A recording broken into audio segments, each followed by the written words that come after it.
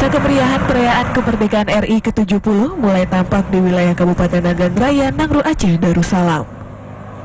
Sejak pagi, pemilih setempat dibantu anggota TNI Korem 12 Tengku Umar disibukkan dengan pemasangan tiang bendera di sepanjang jalan protokol. Walau sebelumnya sempat diramaikan oleh pengibaran bendera kelompok separatir, kegiatan ini merupakan wujud kesetiaan rakyat Aceh pada NKRI. Seperti disampaikan oleh Danrem 012 Tengku Umar, Kolonel Ruru. Sehingga totalnya sekitar 14.000 lembar, kemudian sepanjang kurang lebih sekitar 600 km. Mungkin di daerah lain juga ada yang sama-sama seperti itu.